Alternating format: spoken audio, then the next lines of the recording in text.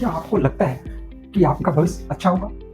जब कोई समस्या आती है तो क्या आप कहते हैं कि कुछ न कुछ रास्ता निकल ही जाएगा, या फिर सोचते हैं कि आप कुछ नहीं हो सकता? आज हम एक ऐसा सरल होप टेस्ट करने वाले हैं जिससे आप जान पाएंगे कि आप किस प्रकार के होपफुल पर्सन हो और आपके जीवन में आगे बढ़ने के लिए आपको क्या एक्शन लेना चाहिए।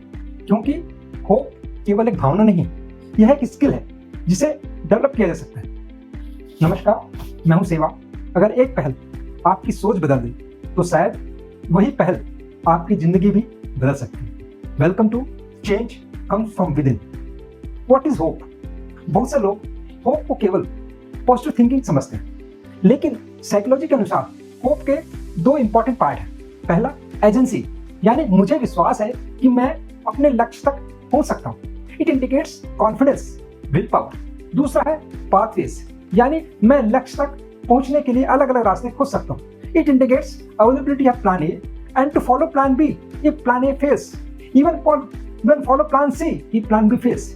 यदि इनमें से यानी एजेंसी या पाथवेज में से कोई भी एक कमजोर हो जाए तो होप कम होने लगती है। तो करते हैं अपना सेल्फ असेसमेंट। अपने आप से 5 प्रश्न पूछिए। हर प्रश्न के लिए 1 से 5 अंक दीजिए। 1 मतलब बिल्कुल नहीं, 5 मतलब हमेशा। तो पहला सवाल है, जब कोई योजना असफल हो जाती है तो क्या मैं दूसरा रास्ता खोजने का प्रयास करता हूँ? 1 से 5 नंबर अंक दीजिए। दूसरा सवाल, मुझे विश्वास है कि कठिन परिस्थितियों में भी मैं समाधान निकाल सकता हूँ। सवाल नंबर 3, क्या मैं अपने लक्ष्य लिखता हूँ और उनकी दिशा में छोटे छोटे कदम उठाता हूँ? क्वेश्चन नंबर 4, जब लोग मुझे निराश करते हैं तब भी क्या मैं अपने उद्देश्य पर ध्यान रखता हूँ? क्वेश्चन नंबर 5, क्या मैं अपने पिछले संघर्षों को, स्ट्रगल को याद करके स्वयं को मोटिवेट करता हूं? अपने अंक जोड़िए। यदि आपके अंक 5 से 12 तक आए हैं तो आपके लिए मैसेज है कि आप एक स्ट्रगलिंग होप सीकर हो, यानी उम्मीद की तलाश के लिए संघर्ष करने वाले व्यक्ति। होप सीकर वो इंसान है जो उम्मीद तो बहुत रखता है लेकिन एक्शन बहुत कम लेता है। उसकी फेवरेट लाइन्स होती है, एक दिन सब ठीक हो जाएगा, भगवान चाहेगा तो हो जाएगा, देखते हैं क्या होता है। ऐसे भी ऐसा है तो आपको क्या करना चाहिए? आपको छोटी छोटी बातों को, छोटी छोटी जीतों को नोट करना चाहिए। हर दिन 3 ऐसी चीज दिखनी चाहिए जिसके लिए आप आभारी हैं। मैं नहीं कर सकता हूं को बदल के मैं सीख सकता हूं आपको बोलना चाहिए। यदि आपके अंक 13 से 19 तक के हैं तो आप एक डेवलपिंग होप बिल्डर, यानी उम्मीद जगाने वाला निर्माता। होप बिल्डर सिर्फ सपना नहीं देखता, वो होप क्रिएट करता है।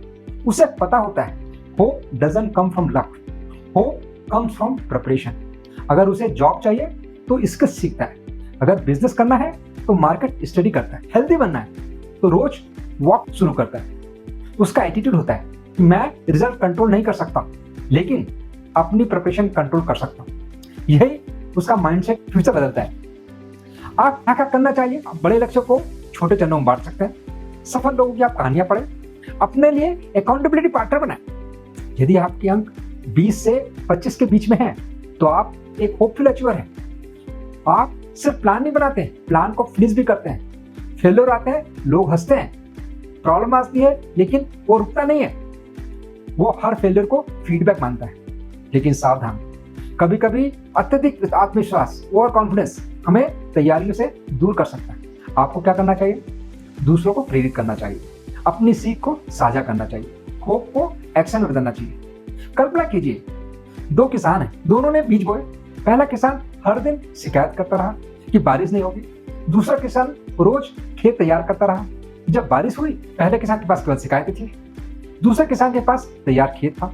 तो दोस्तों, होप का मतलब बारिश का इंतजार करना नहीं है, होप का मतलब है बारिश आने से पहले खेत तैयार करना। तो याद रखिए, hope seeker wishes and hope builder prepares and hope achiever performs.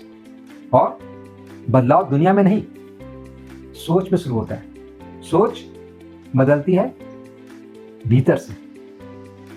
मैं हूं सेवा और मैं फिर आऊंगा एक ऐसी कहानी या पहल लेकर जो शायद आपकी सोच बदल दे। तब तक याद रखिए, change comes from with in. Comment में अपना स्कोर लिखिए। होप सीकर का score, hope builder, hope achiever, और साथ में यह भी लिखिए कि आज मैं होप को एक्शन में बदलने के लिए कौन सा कदम उठाऊंगा। धन्यवाद।